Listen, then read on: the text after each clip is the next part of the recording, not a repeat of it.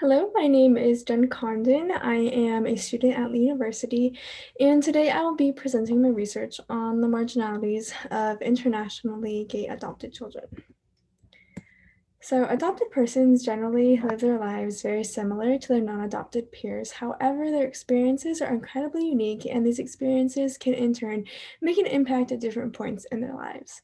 Even more, the experiences of transracial adoptees who identify as sexual minorities or part of the LGBTQ community are more concerning due to their intersectionality status and the multiple marginalities that they face.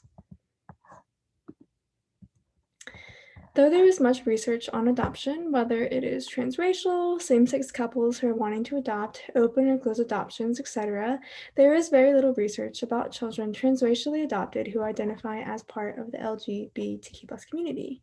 And so the purpose of my research is to understand the marginalities that these children face. Here are a couple of my hypotheses. I hypothesize that internationally gay adopted children are more likely to feel the stigma of identifying as part of the LGBTQ community. They're more likely to experience suicide ideation. They're more likely to experience depression, lower levels of self-acceptance, and also lower levels of confidence. And so, because there is limited knowledge regarding transracial gay adopted children, it's really important to make this research known so that they can be heard. And looking at patterns of marginalities will help researchers understand the trends in adopted children who identify as heterosexual as well.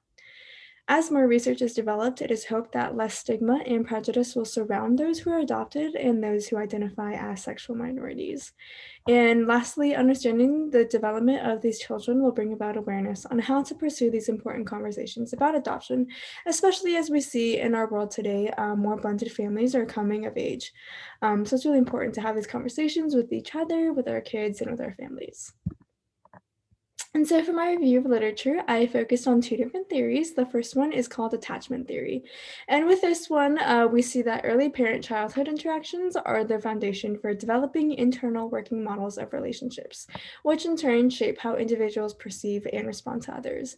So within this theory, I really wanted to focus on how these children need that parent-child interaction in order to develop their emotional health and in order to develop their mental health as well.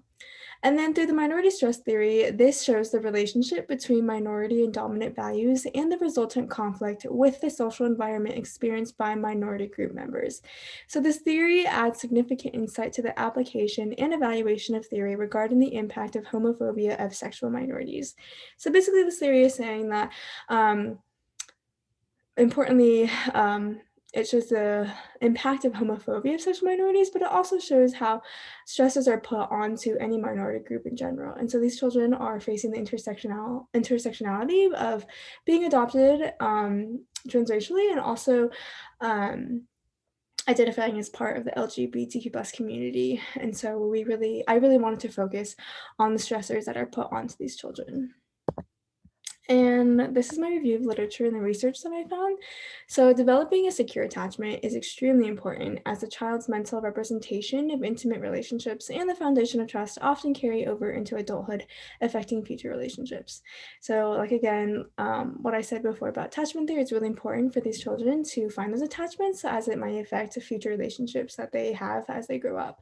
And then sexual minority health disparities can be explained in large part by stressors induced by a hostile homophobic culture, which often results in a lifetime of harassment, maltreatment, discrimination, and victimization. And so all of these things can just lead into depression, into suicide ideation, lower levels of self-confidence, and lower levels of self-acceptance. And lastly, these minority stress theories provides a foundation in examining how adopted children's stigma experiences were associated with mental health and parent-child relationships. Research also demonstrated that internalized stigma and stress may also affect relationship quality. So for the data I gathered, it's from a cross-sectional survey collected of 6,504 adolescents by the Adolescent Health from the years of 1994 to 2009. This is nationally represented and it's a sample of adolescents in grades 7 through 12 in the United States. They've been followed through adolescence and the transition to adulthood with 4 in-home interviews. And the purpose of the research program was to explain the causes of adolescent health and health behavior with special emphasis on the effects of multiple contexts of adolescent life. So here are my variables. For my independent variables, I have sex, sexuality, and the nature of adoption, which is basically like, is it international or is it a domestic adoption? And then my dependent variables are depression, suicide, self-acceptance, and confidence. So here's my summary of variables table. Up here, you'll see the dependent variables with the frequency and the percentages. And then down here, you'll see the independent variables of sex, sexuality, and internationally adopted. Okay, so for my statistics, I used multiple linear regression analyses to show whether internationally gay adopted children experience more mental and emotional health issues such as depression, suicidality, low self-acceptance, and low confidence levels in comparison to straight children who are adopted. And so this is just a statistical technique that uses several explanatory variables to predict the outcome of the response variable. And then down here at the bottom is the formula to get the multiple linear regression analysis right here. And then here are my results. This is my table right here. On the left, the very first left column, we see that the closer the score is to 1, it shows that the male indicators, and then with sexuality, the closer it is to 1, it's their identification of whether or not they're straight, gay, lesbian, or bisexual.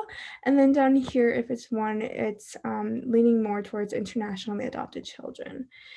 And so through these 4 variables, we can see that where is it? In depression, we see that more females are depressed right here. There's also more suicidality seen within males. And then down here with the internationally adopted, we see that within each variable, we see that there is a significant difference between them who are internationally adopted or not. And so for my discussion and conclusion, we actually found that the child's sexuality and adoption status did not have significant impacts on whether they deal with depression, suicide, issues with self-acceptance, and low confidence level. And if anything, like I said before, straight females who are adopted are more depressed, and suicidality is more common in males. And before also, we see that within self-acceptance and confidence, that males tend to have a higher levels of this compared to females. And so looking through the lens of the attachment theory, internationally gay adopted children are probably have a developed relationship with at least one primary caregiver for normal social and emotional development. And then through the minority stress theory, we can see that internationally gay adopted children will face unique and hostile stressors, but not as much as we may think. And so there are quite a few limitations of this research, including to show that there just isn't enough research or data on this problem. And in future research, there can be more explanation on the child's pre-adoptive state, their current family structure, and the religious status of those families who are adopting. So it's really important to see to research the quality of care that these children have before being adopted, what age they're getting adopted at, in order to really get good, adequate data for this research in the future. And so that's pretty much all, and here are my references. So I hope you enjoyed researching this along with me. It was really fascinating understanding and interpreting my results with my professor, especially because as an adopted child, I found some of these results really fascinating. So hopefully we can continue on with more research in the future. Thank you so much for listening.